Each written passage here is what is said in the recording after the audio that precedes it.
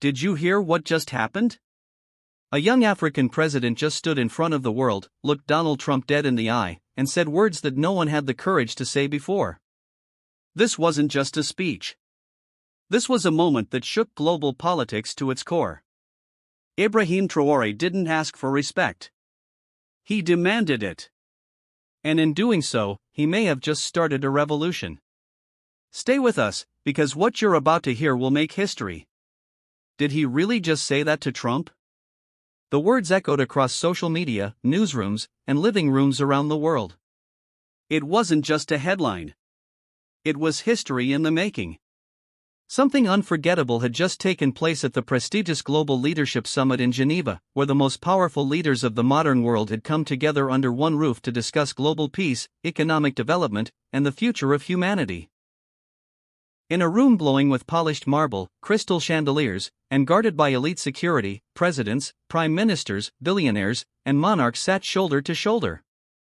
The world watched, expecting formal speeches and political small talk, but no one could have predicted what was about to unfold. From the corner of the Grand Hall, Ibrahim Traoré, the young and fearless president of Burkina Faso, sat quietly, his eyes sharp, focused, unblinking, dressed in his military uniform with the flag of his nation proudly on his chest. He was surrounded by global giants, leaders of nations with nuclear weapons, vast economies, and deep histories of dominance. And across from him sat Donald J. Trump, the controversial and ever-bold former president of the United States. Trump, never one to hold back his opinions, had just taken the stage. His speech was fiery, confident, and as always, full of provocative remarks, but it was one sentence that changed everything. He looked around the room, smiled slightly, and said, "You know, when you look at Africa, you just see chaos and corruption. You don't know who's running what, and honestly, it's a mess. Total disaster." Some laughed awkwardly. Others exchanged glances, unsure whether to react. A few nodded in agreement, perhaps out of habit or fear. But not Traoré. He didn't smile. He didn't flinch. He didn't check to see who was watching. He simply stood up, not rushed, not angry, just calm, determined, and grounded. He took a few steps forward, each one louder than the last in the silence of the hall. And then, standing in the center of the stage with the eyes of the world upon him, he spoke. "With all due respect, Mr. Trump, you have no idea what Africa truly is."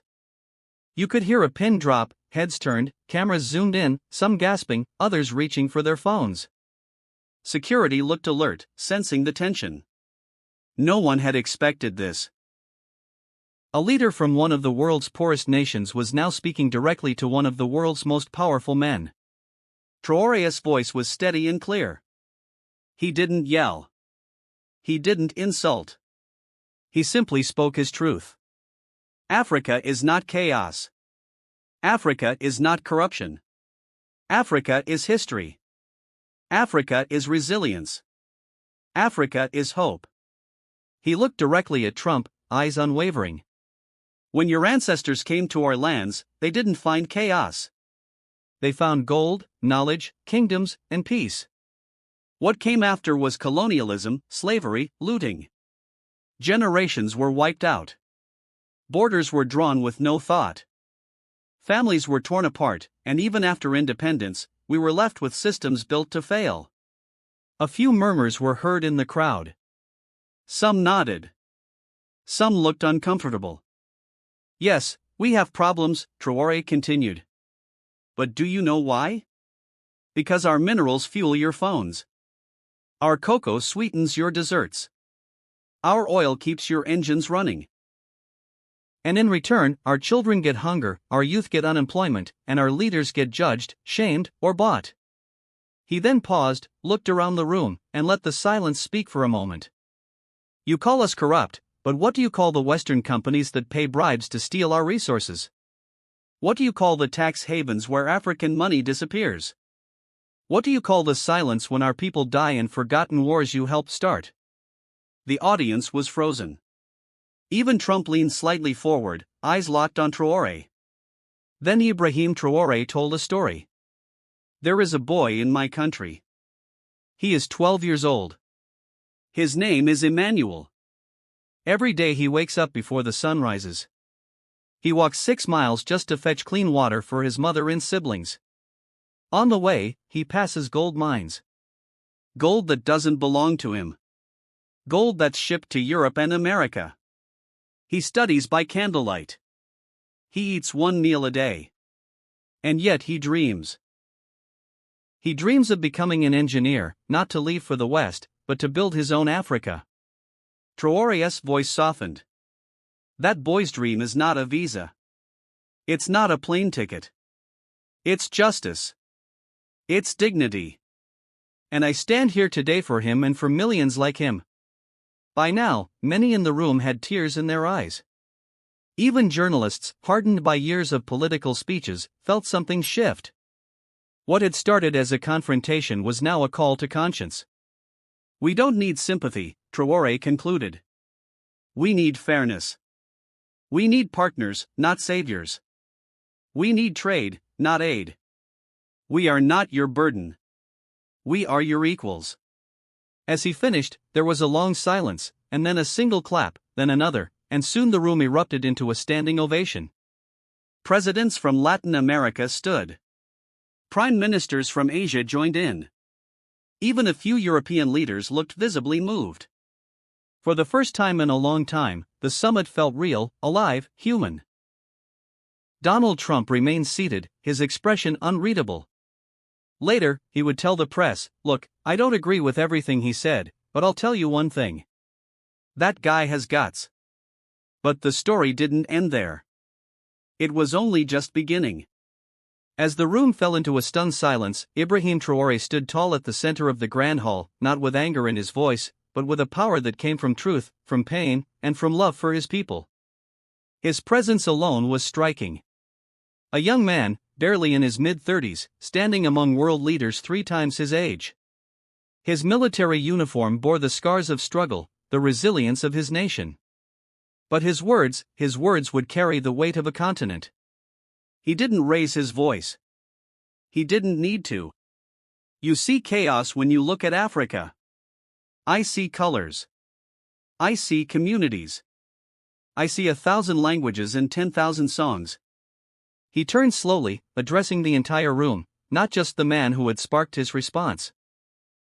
I see mothers who walk miles to feed their children. I see youth who build businesses without power or Wi-Fi. I see artists who turn war-torn streets into poetry and dance. That's my Africa. The room was frozen in attention. No one checked their phones. No one whispered. Everyone, leaders, journalists, security guards, was locked into every word he said. You speak of corruption, Traore continued, his voice firm. But you never speak of how it survives. Corruption does not grow in the shadows of Africa alone. It is watered from offshore accounts in Europe. It is fertilized in banks that turn a blind eye. It is protected by law firms in New York and London. He paused, scanning the room, letting the truth sink in. You call us corrupt. But what do you call the billion-dollar companies that extract our gold, our oil, our diamonds while our schools collapse? What do you call the CEOs who sip champagne while children in Burkina Faso dig through dirt with their bare hands? Then came the moment that changed everything. Traore's voice softened, as if pulling the room closer. Let me tell you a story, a real story about a boy named Emmanuel. He is 12 years old. He lives in a small village in my country, Burkina Faso. Every morning before the sun rises, Emmanuel wakes up and walks 6 miles. Not to go to school, not to play, but to fetch water for his family. 6 miles, barefoot, every single day. The room was silent again. You could hear people breathing. He walks past gold mines. Gold that ends up in your jewelry stores, your smartphones, your luxury vaults. But Emmanuel has never seen the inside of a classroom with electricity. His school has no roof. His mother cooks over firewood. His father died in a mine collapse, digging for resources he would never touch. Some in the audience began to shift uncomfortably in their seats. And yet, Traore added, Emmanuel has a dream, not to leave Africa, not to escape to America. His dream is to become an engineer, to build wells, roads, and hospitals in his own village. He wants to give back, not run away. Traoré's voice cracked just slightly, but he didn't stop. That boy doesn't need pity. He needs power. He needs opportunity. He needs a system that doesn't steal his future before he's even had a chance to live it. He looked directly at Trump. You say Africa is failing, but perhaps the truth is this. Africa was never allowed to succeed. A long pause. Then Traoré added, "We're not asking for charity. We're asking for change. A change in how the world sees us. A change in how deals are made. A change in how stories are told." He stepped forward, closer to the center of the stage. "I am not here to apologize for my continent. I am here to announce its arrival. We are not your experiment. We are not your charity case. We are not waiting for permission. Africa is ready to stand, and I, Ibrahim Traoré, will stand first." A murmur began to rise in the room. It started slowly, a few claps, some nods, then a louder applause, then more, and suddenly a standing ovation. Leaders from Latin America stood first, moved by the honesty and courage. Then came ministers from Asia, presidents from the Caribbean, and even officials from European nations. Even those who disagreed with Traoré's political views could not deny the truth in his words. Cameras were rolling. Journalists were scribbling notes furiously. Social media was on fire. The clip was already being shared online, cut into reels and quotes. The hashtag #TraorSpeakstruth was trending in dozens of countries before the session even ended. And standing in the middle of it all was a man who had come to the summit as a young African president and was now leaving as a global symbol of resistance and hope. Donald Trump, seated in the front row, didn't clap, but he didn't interrupt either. He simply sat there, arms folded, a curious look in his eyes, as though trying to process what had just happened. Later, when asked by a reporter what he thought of Traoré's comments, Trump replied, "I've heard a lot of speeches in my time. Some boring, some good. That was powerful. I don't agree with everything he said, but I respect the guy's fire." But the real story wasn't about Trump. It was about Africa finding its voice in front of the world. And the man who delivered that voice, Ibrahim Traoré, was now being celebrated not just as a president, but as a revolutionary. Back in Burkina Faso, thousands gathered in the streets, waving flags, chanting his name. Murals were painted overnight. Children wore shirts with his face. Radio hosts played clips of his speech every hour. And across Africa, millions felt a new sense of pride because someone had finally spoken their truth at the highest stage. Ibrahim Traoré had not just spoken for himself. He had spoken for the farmers in Ghana, the miners in Congo, the street vendors in Nigeria, and the schoolchildren in Kenya. He had spoken for Emmanuel and the millions like him whose dreams had been ignored for too long. And the world was finally listening. Within just a few hours of the summit's conclusion, the internet exploded. Clips of Ibrahim Traoré's bold speech, his voice, his passion, his fearless stance against a global superpower, spread like wildfire. Social media platforms across the world were flooded. The hashtag #TraorSpeakstruth surged to the #1 trending topic globally. From Nairobi to New York, people shared the video, quoted his words, and celebrated the moment a young African leader changed the tone of international politics. Mainstream media picked up the story. Headlines read, "The African Lion Roars at Global Summit, Traoré Challenges Trump and Wins the World's Respect, Burkina Faso's President Sparks Global Movement." Millions were moved, not just by what he said, but by how he said it. Calm, brave, honest. In Africa, the impact was seismic. Young people especially felt something they hadn't felt in a long time when looking at a leader: inspiration. This wasn't just another politician speaking in carefully crafted statements. This was one of their own, speaking the truth without fear in a room filled with power and privilege. A 19-year-old university student in Senegal tweeted, "For the first time in my life, I feel proud to be African. Thank you, Ibrahim Traoré." In Nigeria, a rap artist released a freestyle titled "We Are Not Chaos," using Traoré's words as the hook. In Kenya, a schoolteacher printed copies of the speech and handed them to her students as a reading assignment. In Mali, a street artist painted a giant mural of Traoré holding the African continent in his arms with the words, "Not asking for pity, demanding respect." Even outside Africa, people were paying attention. International activists, journalists, and influencers began using their platforms to talk about Africa's untapped potential and the systemic injustices Traoré had highlighted. Suddenly, conversations around African agency, stolen wealth, and global inequality were happening in places that had long ignored them. And what about Donald Trump? When asked about Traoré's remarks in a later interview with a U.S. news outlet, Trump responded with his usual candor. "Look, I don't agree with the guy. I think he's wrong about some things. But I'll tell you this, he's got guts. He speaks from the heart, and I respect that." But at this point, it didn't really matter what Trump thought, because the story wasn't about Trump anymore. The real story was about a shift, a global realization that Africa was done whispering. Traoré had tapped into something deeper than politics. He had sparked a movement, a spiritual awakening, a cultural reawakening, a sense of pride and purpose that had been sleeping under years of foreign domination, corruption, and hopelessness. And he didn't stop at just one speech. Just a few weeks after the Geneva summit, President Traoré launched what he called the Africa First Initiative. The goal was clear and bold: to keep African resources in African hands. The program included new contracts with local companies to mine and process gold, oil, and other minerals, strict anti-corruption laws with real enforcement, even targeting officials within his own government, youth empowerment programs offering scholarships, startup grants, and training in agriculture, tech, and education, and a continental task force to investigate illegal wealth transfers and repatriate stolen assets from overseas accounts. And here's the most amazing part. Dozens of other African countries expressed interest in joining the initiative.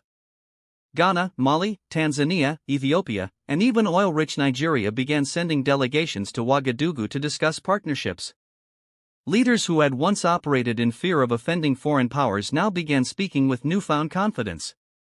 "We are not poor," one leader said during a televised panel. "We are rich nations with stolen futures. It's time we take them." Ibrahim Traoré, once mocked by Western critics as a military populist, was now being called a visionary. And among the youth, he had become legendary.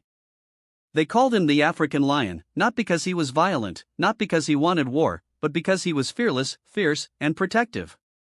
Across the continent, children wore t-shirts with his face and the phrase "Africa First." Murals of him appeared in schoolyards and public squares. Musicians wrote songs in his honor, celebrating the man who gave Africa a new voice. And yet, Traoré remained humble. In one of his later speeches, he said, "I am just one man. I cannot save Africa, but I can remind her of her power. The real change will come not from me, but from the people, from the youth, from the mothers, from the farmers and teachers and builders." He ended that speech with words that would be printed on posters across the continent: "We are no longer waiting. We are rising." And rise they did. Not with violence, not with hate, but with vision, unity, and dignity. Ibrahim Traoré had done more than confront a global superpower. He had ignited a fire, a movement of minds and hearts. And while the road ahead would be difficult, one thing was now certain. Africa had found its voice, and the world would never be the same. Sometimes it takes just one voice to wake up millions. Ibrahim Traoré's words shook the world, not because he attacked, but because he stood for something greater. In the time of power games and politics, he reminded us of what true leadership looks like: courage, truth, and love for your people. And whether you agree with him or not, one thing is clear. Africa is rising. And it's not asking for permission anymore. Make sure to subscribe to my channel for more amazing content. Your support means the world to me. Stay tuned for more inspiring stories.